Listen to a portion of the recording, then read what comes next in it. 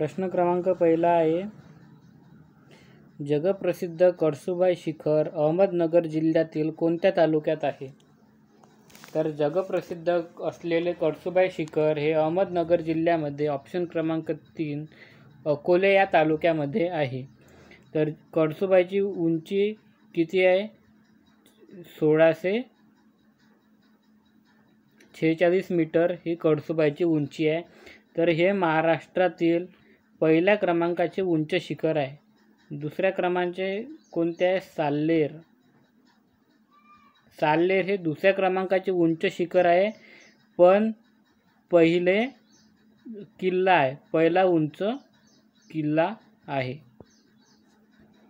तर दुसरा प्रश्न आहे, आगकाड्या बनवण्यासाठी लागणारे लाकूड प्रामुख्याने कोणत्या वृक्षापासून मिळवले जाते? तर आगकाड्या बनवण्यासाठी लागणारे लाकूड खालीलपैकी ऑप्शन क्रमांक 1 सावर या झाडापासून मिळवले जाते. तर खैर या झाडापासून कात मिळवला जातो. पुढील प्रश्न आहे, कोणते पक्षी अभयारण्य आशियातील सर्वात मोठे पक्षी अभयारण्य गणले जाते?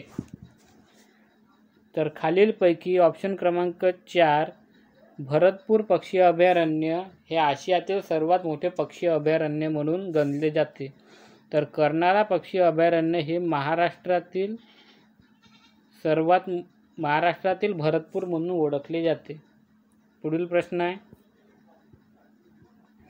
भारतात मोफत व सक्तीच्या शिक्षणाचा बालकांचा हक्क कायदा कधीपासून लागू झाला? तर भारतामध्ये मोफत व सक्तीच्या शिक्षणाचा बालकांचा हक्क कायदा हा 1 एप्रिल 2010 ऑप्शन क्रमांक 4 1 एप्रिल 2010 पासून लागू करण्यात आला. पुढील प्रश्न आहे, उपराष्ट्रपती व राष्ट्रपती ही दोन्ही पदे भूषवणारे व्यक्ती खालीलपैकी कोण आहे? तर उपराष्ट्रपती व राष्ट्रपती ही दोन्ही पदे भूषवणारे खालीलपैकी व्यक्ती आहे. ऑप्शन क्रमांक 2 आर व्यंकटरमण. तर आर व्यंकटरमण यांनी उपराष्ट्रपती व राष्ट्रपती ही दोन्ही पदे भूषवलेली आहे. पुढील प्रश्न आहे, नॅसडॅक या नावाने कोणत्या ठिकाणाचा शेअर बाजार ओळखला जातो? तर नॅसडॅक या नावाने खालीलपैकी ऑप्शन क्रमांक 4 न्यूयॉर्क या ठिकाणचा शेअर बाजार ओळखला जातो.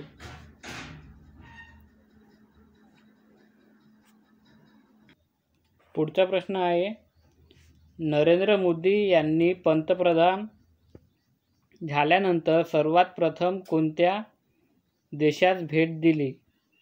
तर नरेंद्र मोदी यांनी पंतप्रधान झाल्यानंतर सर्वात प्रथम खालीलपैकी ऑप्शन क्रमांक 4 भूतान या राष्ट्राला भेट दिली.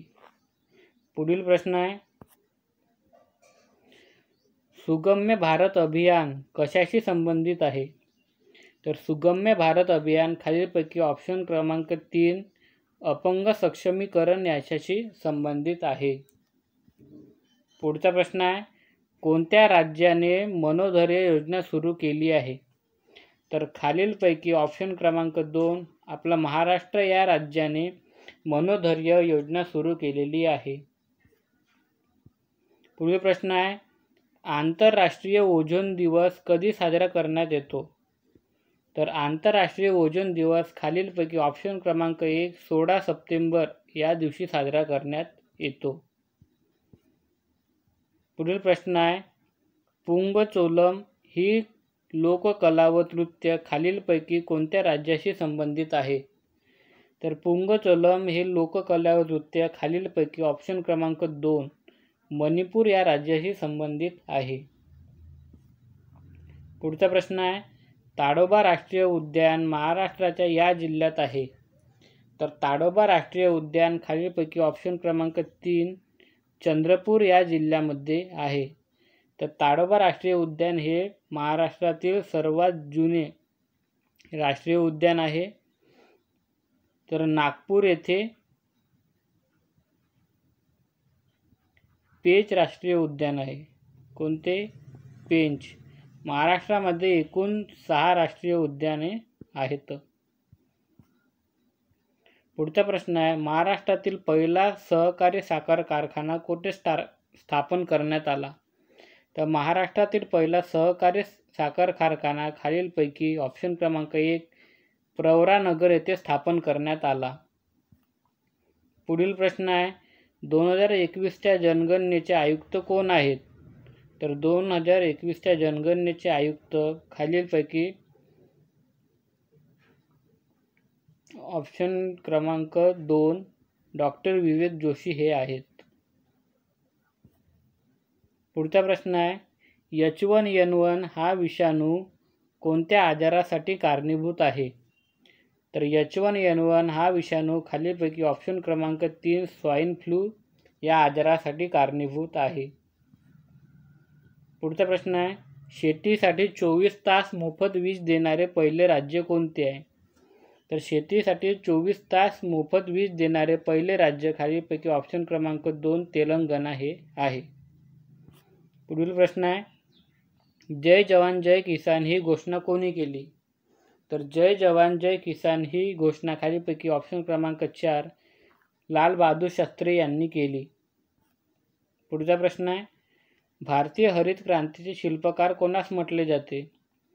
तर भारतीय हरित क्रांतीचे शिल्पकार खालीलपैकी ऑप्शन क्रमांक 3 डॉक्टर MS स्वामीनाथन यांना म्हटले जाते. तर जगातील हरित क्रांतीचे जनक वर्गीस कुरियन यांना म्हटले जाते. पुढील प्रश्न आहे झाडाची कोणती प्रजाती कागद निर्मितीसाठी वापरली जाते? तर झाडाची खालीलपैकी ऑप्शन क्रमांक 1 निलगिरी ही प्रजाती कागद निर्मितीसाठी वापरली जाते. महाराष्ट्रातील औद्योगिक आद्य क्रांतिकारक कोणास संबोधले जाते? तर महाराष्ट्रातील आद्य क्रांतिकारक खालीलपैकी ऑप्शन क्रमांक 2 वासुदेव बळवंत फडके यांना ओळखले जाते. महाराष्ट्रातील पहिला सोने शुद्धीकरण कारखाना कोणत्या ठिकाणी आहे? तर महाराष्ट्रातील पहिला सोने शुद्धीकरण कारखाना खालीलपैकी ऑप्शन क्रमांक 1 शिरपूर येथे आहे. पुढील प्रश्न आहे भारतातील ऑपरेशन ब्लू स्टार ही मोहीम कोणत्या शहरात राबवली गेली होती? तर भारतातील ऑपरेशन ब्लू स्टार ही खालीलपैकी ऑप्शन क्रमांक 4 अमृतसर या शहरात राबवली गेली होती. पुढचा प्रश्न आहे 14 तासाचा सत्याग्रह कोठे व केव्हा झाला? तर 14 तासाचा सत्याग्रह खालीलपैकी ऑप्शन क्रमांक 1 महाड या ठिकाणी 1927 साली झाला. पुढील प्रश्न आहे वाशिम जिल्ह्यातील सर्वात मोठा जलसिंचन प्रकल्प कोणता आहे? तर वाशिम जिल्ह्यातील सर्वात मोठा जलसिंचन प्रकल्प ऑप्शन क्रमांक 3 अडाण हे आहे. पुढील प्रश्न क्षार आणि प्रामुख्याने पाणी यांचे शोषण करण्याचे काम शरीरात कोण करते? तर क्षार आणि प्रामुख्याने पाणी शोषण करण्याचे काम मोठे आतडे हे करत असते. पुढचा प्रश्न आहे जेट विमानाच्या उड्डाणाला न्यूटनचा गतिविषयक नियम लागू होतो. तर जेट विमानाच्या उड्डाणाला न्यूटनचा तिसरा गतिविषयक नियम हा लागू होतो. पुढचा प्रश्न आहे भगतसिंग राजगुरू व सुखदेव या थोर क्रांतिकारकांना कोणत्या वर्षी फाशी देण्यात आली? तर भगतसिंग राजगुरू व सुखदेव यांना 1931 साली फाशी देण्यात आली. पुढील प्रश्न आहे हैदराबाद संस्थानातील रजकार संघटनेचा प्रमुख कोण होता? हैदराबाद संस्थानातील रजकार संघटनेचा प्रमुख हा खालीलपैकी ऑप्शन क्रमांक 4 कासिम रजमी हा होता. पुढचा प्रश्न आहे गुलामगिरी शेतकऱ्याचा आसूड सार्वजनिक सत्यधर्म हे ग्रंथ कोणी लिहिले? तर गुलामगिरी शेतकऱ्याचा आसूड सार्वजनिक सत्यधर्म हे ग्रंथ खालीलपैकी ऑप्शन क्रमांक 2 महात्मा फुले यांनी लिहिले. पुढचा प्रश्न आहे हडप्पा संस्कृतीतील खालीलपैकी कोणत्या ठिकाणी नांगरलेल्या शेतीचा पुरावा मिळालेला आहे? तर हडप्पा संस्कृतीतील खालीलपैकी ऑप्शन क्रमांक 2 कालीबंगन ह्या ठिकाणी नांगरलेल्या शेतीचा पुरावा मिळालेला आहे. पुढचा प्रश्न आहे, पंचशील करारावर सर्वप्रथम सही करणारे 2 देश कोणते? तर पंचशील करारावर सर्वप्रथम सही करणारे 2 देश ऑप्शन क्रमांक 4 भारत व चीन आहे. पुढचा प्रश्न आहे, प्राणहिता हा कोणत्या 2 नद्यांचा एकत्रित प्रवाह आहे? तर प्राणहिता हा ऑप्शन क्रमांक 1 वर्धा व वैनगंगा या 2 नद्याचा एकत्रित प्रवाह आहे. पुढील प्रश्न आहे, भारतातील सर्वात उंच शिखर कोणते? तर भारतातील सर्वात उंच शिखर हे ऑप्शन क्रमांक 2 K2 हे आहे. पुढचा प्रश्न आहे, भारतात रब्बी हंगामात सर्वात जास्त क्षेत्र खालीलपैकी कोणत्या पिकाखाली असते? तर भारतात रब्बी हंगामातील सर्वात जास्त क्षेत्र हे ऑप्शन क्रमांक 4 गहू या पिकाखाली असते. पुढील प्रश्न आहे, सौरशक्ती व कर्जाशक्ती या संदर्भात अग्रेसर असलेले महाराष्ट्रातील ठिकाण कोणते आहे? तर सौरशक्ती व कर्जाशक्ती या संदर्भात अग्रेसर असलेले महाराष्ट्रातील ठिकाण हे खालीलपैकी ऑप्शन क्रमांक 1 औरंगाबाद म्हणजे छत्रपती संभाजीनगर हे आहे. पुढील प्रश्न आहे, फडसिंचन पद्धतीचा अवलंब धुळे जिल्ह्यात कोणत्या नदीवर करण्यात आला? तर फडसिंचन पद्धतीचा अवलंब हा धुळे जिल्ह्यामध्ये ऑप्शन क्रमांक 3 पांझरा नदीवर करण्यात आला. पुढील प्रश्न आहे, पहिली पंचवार्षिक योजना यांच्या प्रतिमानावर आधारित होती? तर पहिली पंचवार्षिक योजना ही ऑप्शन क्रमांक 2 हेरॉल्ड डोमर यांच्या प्रतिमानावर आधारित होती. पुढील प्रश्न आहे, नॉर्मन बोरलॉग अवॉर्ड खालीलपैकी कोणत्या क्षेत्रातील विशेष कामगिरीबद्दल दिला जातो?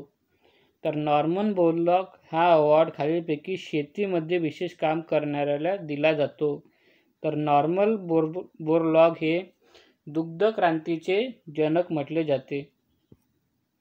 पुढील प्रश्न आहे, सत्यमेव जयते हे बोधवाक्य या प्राचीन भारतीय ग्रंथातून घेतलेले आहे. तर सत्यमेव जयते हे बोधवाक्य खालीलपैकी ऑप्शन क्रमांक 1 मंडूकोपनिषद याच्यातून घेतलेले आहे. प्रश्न 40वा, राज्यसभेचे पहिले अध्यक्ष म्हणून खालीलपैकी कोणाचा नामनिर्देश करता येईल?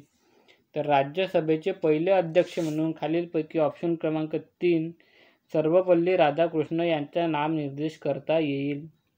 पुढील प्रश्न आहे, घटनेतील कोणत्या कलमान्वये घटक राज्यात राष्ट्रपती राजवट घोषित करता येते? तर राष्ट्रपती राजवट ही कलम 356 नुसार घोषित करता येते. व्हिडिओ आवडल्यास व्हिडिओ लाईक करा, चॅनलला सबस्क्राईब करा व जास्तीत जास्त शेअर करा. थँक्यू.